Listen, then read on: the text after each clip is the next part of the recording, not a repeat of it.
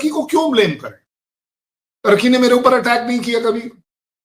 Turkey से मेरे relation अच्छे सिर्फ इसीलिए तो नहीं है कि टर्की ने पाकिस्तान को ड्रोन्स दिए, बड़े मोटे मोटे तौर पे बात कर रहे हैं।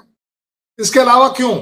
लेकिन मैं टर्की का नाम क्यों ले रहा हूं और पिछली बार क्यों नहीं लिया, उससे पिछली बार क्यों नहीं लिया? क्योंकि इस बार पाया गया कि ये 2 डॉक्टर टर्की ट्रेवल करे थे, टर्की से उन्होंने पाकिस्तान भी ट्रेवल किया था।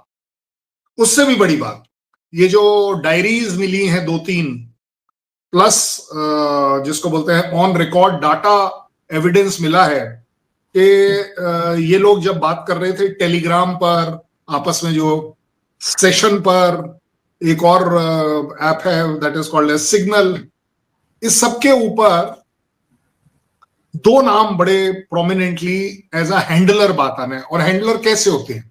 अगर मैं बार बार आपको पूछ रहा हूं कोई चीज, दैट मीन्स आप मेरी हैंडलर हैं। अगर आप मेरे से पूछ रही हैं तो मैं आपका हैंडलर हूं, हर चीज अगर मैं आपसे पूछ रहा हूं।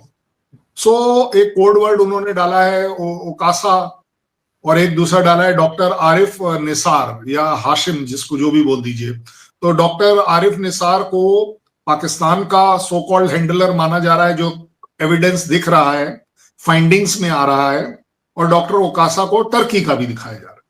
But at the same time ये बड़ी जिम्मेदारी से मैं बोल रहा हूं कि सिक्योरिटी एजेंसीज, इन्वेस्टिगेटिंग एजेंसीज ये भी पा रही हैं कि शायद कहीं ये दोनों एक ही आदमी तो नहीं है। हो सकता है वो पाकिस्तान का ही हो सकता है वो टर्की का हो सकता है, मैं तो कह रहा हूं दोनों का ना हो। लेकिन कोई भी इन्वेस्टिगेशन किसी ना किसी एजम्पशन पर जरूर चलती है। अब एजम्पशन क्या है? ये दोनों डॉक्टर टर्की क्यों जाएंगे? इसीलिए टर्की का नाम आ रहा है ना। क्यों जाएंगे टर्की?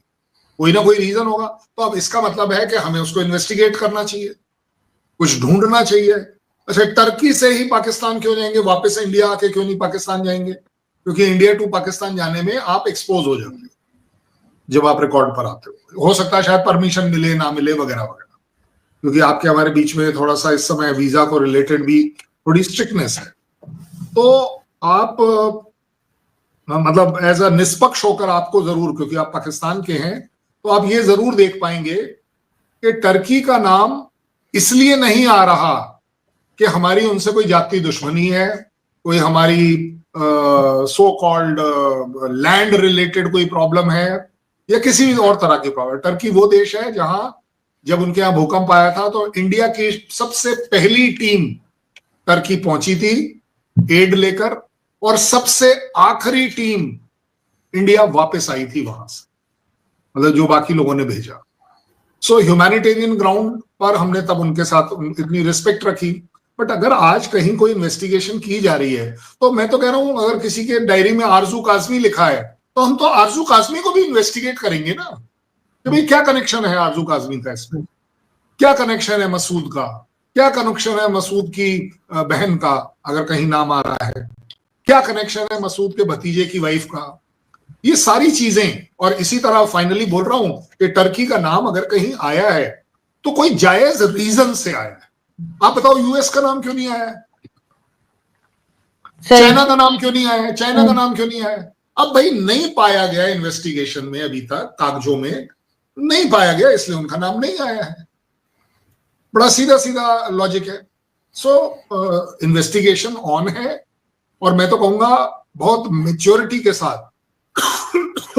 इवन यूएस के रूबियो ने भी कह दिया कि बहुत मेच्योरली हैंडल करी जा रही है और इंडिया को किसी भी तरह की किसी से मदद की जरूरत नहीं है, क्योंकि वो अपने आप में सक्षम है एक सक्सेसफुल इन्वेस्टिगेशन करने के लिए। सो अलाउ टाइम। अगर टर्की का नाम आया है तो टर्की का नाम से रिलेटेड कुछ अगर प्रूव होता है बड़ी अच्छी बात है। अगर प्रूव नहीं होता है तो मैं तो कहता हूं बहुत ही अच्छी बात है कि एक कंट्री का नाम ना आए। बट एज अ पाकिस्तान मैं जरूर कहूंगा कि पाकिस्तान को बड़ी रिलीफ मिल जाएगी कि अगर ये सब कुछ जैश ने टर्की के थ्रू किया, एक बहुत बड़ी प्रॉब्लम हमारे बीच में कम हो सकती है। So Turkey is very much there because of the physical evidence which is available. बिल्कुल सही बात है सर, आप जो कह रहे हैं कि वाकई में पाकिस्तान के लिए एक बहुत बड़ा रिलीफ होगा अगर ये सब कुछ टर्की के थ्रू किया गया है। लेकिन फिर भी सर ये इतने पाकिस्तान हिंदुस्तान में इस तरह के अटैक्स हम इससे पहले भी देखते आए हैं। पाकिस्तान में तो एक जमाने में बहुत ज्यादा हुआ करते थे, अभी फिर एक बार अफगानिस्तान के थ्रू कहा जा रहा है शुरू हुए। क्या आपको रीजन लगती है कि जो एजेंसीज हैं जो कि बहुत एक्टिव हैं, दोनों जगह की ही एजेंसीज मैं कहूंगी, चाहे पाकिस्तान की हो या हिंदुस्तान की, कि वो पहले से अंदाजा नहीं लगा पाते इस तरह की जो अटैक्स होते हैं उसको हम रोक नहीं पा रहे हैं।